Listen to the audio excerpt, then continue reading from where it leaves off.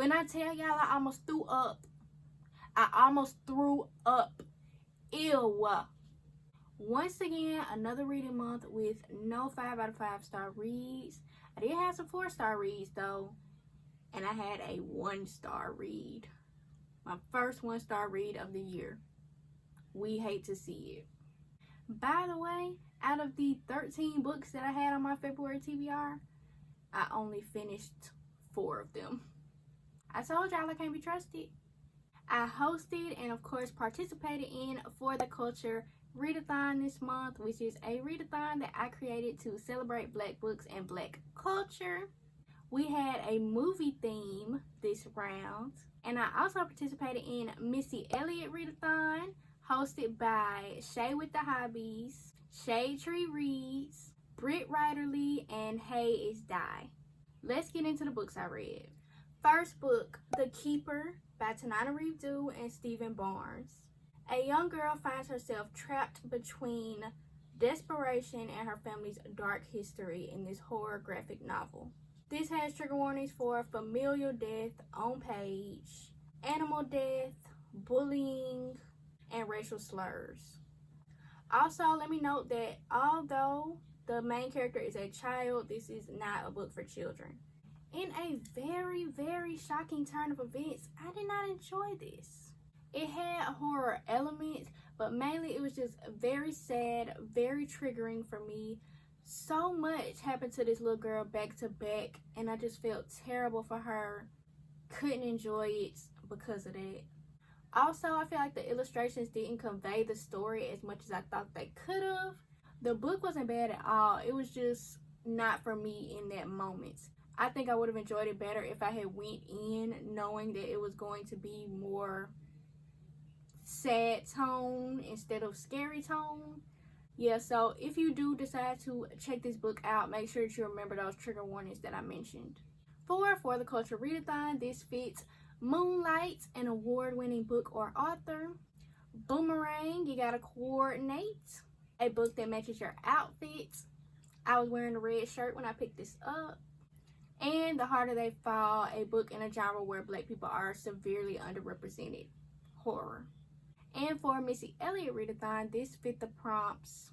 Why You Hurt Me, a short book, and Best Friends, a book co-authored by 2 or more people. Next, we have a short that I read called Pretend With Me by C. Holland. After getting stood up by her boyfriend on Valentine's Day, Primrose meets a handsome stranger who proposes an interesting idea for them to pretend to be together for one night. Will Primrose agree to his insane plan, or will she let her hurt get in the way of one fun, sweet night? This was short and sweet, really cute. I hope that there will be like a follow-up, because I would love to get back to them on a larger scale, maybe a novella, a full novel. And I will have the link to this short in the description. You can read it for free on her blog, Pour Over Book Blog.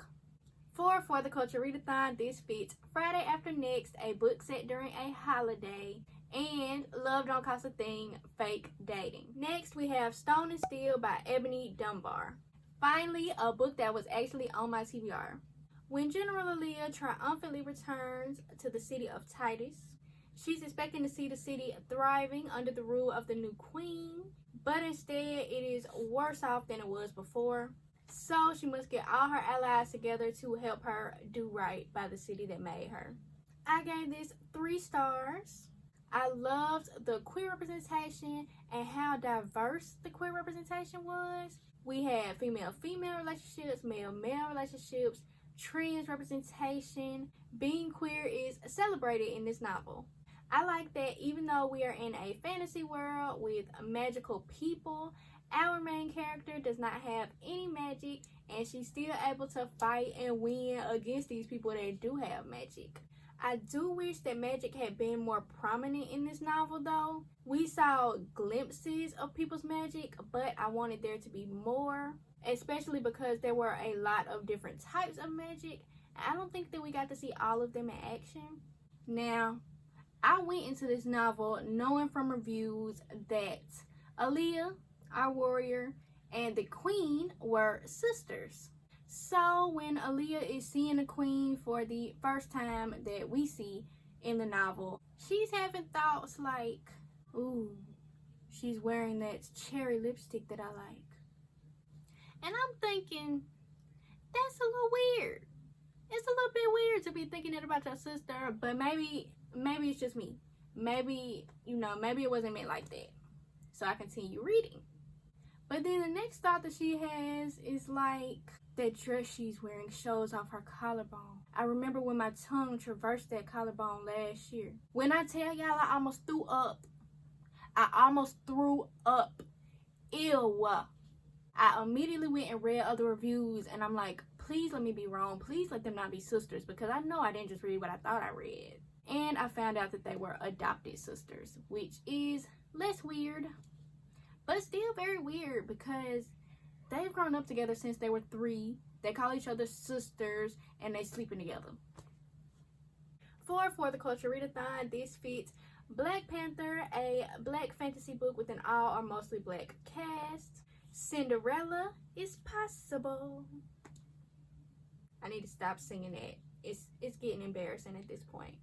Book featuring black people doing something seemingly impossible. We have a black queen, we have black warrior, magic wielders, all that. And Set It Off, Cleo, a book with sapphic representation. And for Missy Elliott Readathon, this hit them with the he, a strong black female lead, and Pass the Blunt, a black book recommended to you by a black person. This was recommended by Chloe from Thistle and Verse. And we're back to the books that were not on my TBR because most of these weren't. Music of the Night by Angela J. Ford. Phantom of the Opera meets Beauty and the Beast in this gothic fantasy romance featuring a haunted tower, a mysterious instructor, and the lure of the music of the night. I gave this 4 stars. I'ma always love a gothic atmosphere. And the writing was also really pretty. This was suspenseful, even if it was a little bit predictable. It was a little bit corny. But I liked it though. I read gothic books for the dramatics anyway. And I didn't really care about the characters. They were alright. But if I had liked them, I think I would have enjoyed it more and it could have been a 5-star read. For the Culture Readathon, this fits Eve's Bayou, a gothic book. And for Missy Elliott Readathon, this fit I'm Talking, a book in a style you're not used to. I don't read much fantasy romance, so this was definitely something that I wasn't used to. Don't forget to hit that like button and subscribe so that you can join our book tribe. Dawn by Octavia E. Butler. After an atomic fire consumes Earth, Lilith Ayapo wakes up hundreds of years later on a spacecraft piloted by aliens who came just in time to save Earth's population from extinction. They've kept the survivors asleep for centuries while they learn about and fix Earth. Now Lilith has been the one chosen to lead other humans home back to Earth. However, the alien race that saved them survives by genetically merging with primitive civilizations, whether their new hosts like it or not. So Earth is going to get re-inhabited, but not really by humans. I gave this 4 stars. When I first started this book, I was so into it. We were feeling every single emotion that the main character was feeling. She was scared, I was scared. She was confused, I was confused. She was curious, I was curious. The emotions of our main character were conveyed so well. And at the beginning, even though I was hearing a lot of information at once, it did not feel like info dumping. I cannot stand info dumping. When you spend so much time just telling me what happened with no dialogue, no action, no interaction, I get bored. I have not finished so many books for doing that, and the fact that this book could convey information in a way that didn't feel like that, love it. And this book really showed the reality of humanity, which is not a good thing, but accurate. But this novel did get a little bit stagnant to me in the second half. I still enjoyed it, but I got less interested when other humans were introduced. For the Culture Readathon, this fits Devil in a Blue Dress, a book that has an adaptation. There's an adaptation supposedly in the works at Amazon Prime. We Are All So Good at Smiling by Amber McBride. This is a young adult magical realism novel in verse about clinical depression and healing from trauma. This has a lot of trigger warnings, depression, self-harm, panic attacks, racism, snakes, and spiders. I gave this 3.5 stars. This was a heartbreaking exploration of clinical depression, but simultaneously beautiful in the way that it was explored. It had beautiful writing, and the message of the novel was that it's okay to ask for help. It's possible to get through a terrifying forest like our main character as long as you have support. And I loved the message of this novel. But this was also a little too abstract for me. It's one of those novels where you kind of know what's going on, but you kind of don't. And I think because I'm already not a poetry person, I don't really like to dissect what I'm reading as I read it, that the story just lost me sometimes with this abstractness. For the Culture Readathon, this fit Friday, Debo, still a book off of somebody else's TBR. Friday After Next, a book set during a holiday. This was set partially on Halloween, which is my favorite holiday. And Poetic Justice poetry. Next, Play to Win by Jody Slaughter. I had an early copy of this book, so it comes out on July 11th. This is a romance about a woman who wins lottery. So she hits up her estranged husband, and she basically here, take some money, sign the divorce papers, and get on somewhere. And he's like, no, I want you back in my life. I'm finna win you back. I also gave this 3.5 stars. For the first half of this book, I was loving it. I just knew that it was going to be my first 5 out of 5 star read of the year. It was hilarious. I loved our main characters. My man Leo was so devoted to her. Y'all don't understand. They had not spoken in 8 years. She called him up out of nowhere and said, hey, we need to talk face to face. He was living in another state. That man got in that car and drove hours to her. He was like, I don't care about that job. I don't care about nothing. I'm going to go get my wife. We love it. And I also loved Mary, who is our woman main character. Mary reminded me a lot of myself, especially because when she won lottery, the first thing that she did for herself, not for anybody else, not what she did for her mama, not what she did for nobody else. The first thing that she did that was just for her was buy herself a puppy. That's exactly what I would do. That's the first selfish thing that I would do if I won lottery. Go get me a puppy. And I haven't seen this advertised yet, but this is a queer romance. Mary is bisexual. But the second half felt like a completely different book. It wasn't funny anymore. It wasn't cute anymore.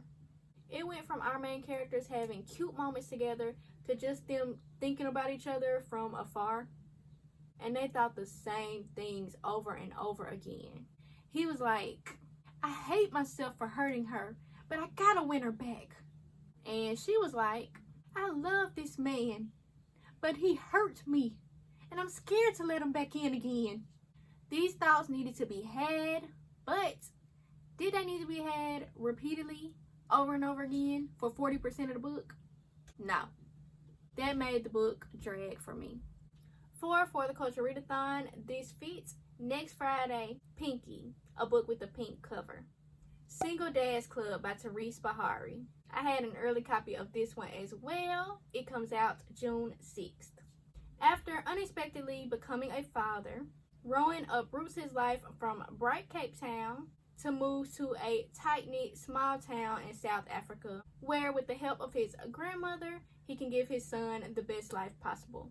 But when he meets Delilah, a secret former heiress, she becomes determined to give him the support he needs by introducing him to a group of fellow single dads. Sadly, I gave this book 2 stars. I loved Delilah and her brother Matt as characters. Delilah, she reminded me a lot of myself, but she was just more adorable. She was incredibly adorable. And I also loved the single dads club aspect of this book. It was really fun. But I could not stand Rowan. For this to be a romance, he really didn't even like Delilah. He thought of her in two ways. In lust and like, ooh, she could do something for me. He was just horny and a user. She liked him so much and did so much for him. I was like, girl, stand up. Can't you tell he don't like you? He was just a no for me.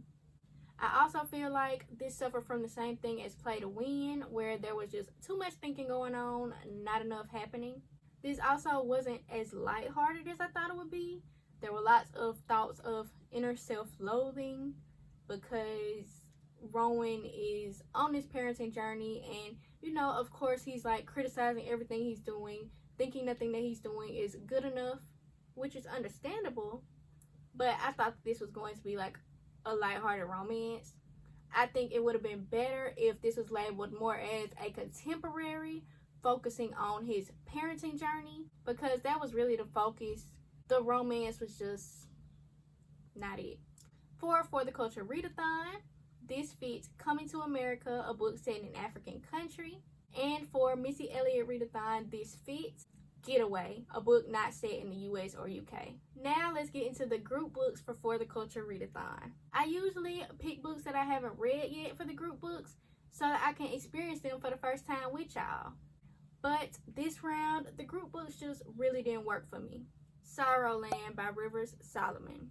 Vern, desperate to escape the cult that she was raised in, while 7 months pregnant with twins, escapes into the woods and decides to raise her children there because the woods is so much better than life outside of them. But when she is forced to fight back against a community that won't leave her alone, she goes through a metamorphosis and unleashes a brutality that is far beyond what a human being should be capable of. This is another one with lots of trigger warnings, child death, graphic animal death, self-harm, homophobia, transphobia, ableism, sexual relationships between an adult and a minor, and suicide. This is it. This is my 1-star read this month. I really didn't like anything about it. I'm sorry, I didn't. It was pretty boring to me. Not a lot happened. There were way too many filler scenes in my opinion. I didn't like the characters. And I felt like it was trying so hard to be disturbing that it just came off gross. It didn't come off scary. It didn't come off eerie. It was just gross. And it was trying too hard. And the descriptions were lacking. There were creatures in this book, and I could not tell y'all what they looked like. I could not picture them at all. I felt confused for a lot of the book, and I was left with questions at the end. The main question being, what was the point? What was the point? What was the point of the conflicts? What was the point of the story? What was the point of any of it? For the Culture Readathon, this fit Bad Boys 2, a buddy read. Love Radio by Ebony Liddell. This is a young adult romance about a teen boy who considers himself to be a love doctor, who bets that he can get a girl who hates romance to fall in love with him in just 3 dates. Now, I don't usually talk about books that I don't finish, but since it's the group book, I wanted to address why I didn't finish it. I stopped reading it at 49% in. Based on the cover and literally what everyone says about this book, I thought this was going to be cute and lighthearted. It was not. It was very sad. It was very triggering, as were a lot of my reads this month, which is part of the reason why I didn't enjoy my reading month. This had cute moments, but the overall tone was sad in my opinion. Our female main character is healing from sexual assault, and judging by the way that the book was going when I stopped, I think that the sexual assault was written on page. I'm not sure because I didn't finish it, but I did read a scene that was a flashback leading up to what happened, so I think they're probably going to show what happened. If you've read this book already, can you please let us know down in the comments if the assault is on page or not, so that people can be warned, because I wasn't. And our male main character is a caregiver to his mother, who is suffering with multiple sclerosis and is no longer functioning well. And subsequently, he is also a caregiver to his little brother. Now, this might be a personal trigger because I've had family members who have multiple sclerosis. It's just so much pressure on this child, and that was a lot. So yeah, I couldn't finish this because of how it was affecting my mental health. Very triggering. I couldn't do it. I'm not saying it's a bad book, but it wasn't for me. And I really hope that the group books worked out better for y'all. I know several people who did the readathon did enjoy the group books, and that makes me so happy. As long as y'all enjoyed them, I'm happy. And I'm going to do a better job at vetting the books in the future and providing trigger warnings for y'all. And by the way, the next round will be in June in honor of Juneteenth. What was your favorite book that you read in February? Let me know down in the comments, or leave me a red heart so I know that you made it this far into the video. And by the way, I read all these romance books and none of them fit the Black Boy Joy prompt on for the Culture Readathon. Why were none of these men happy?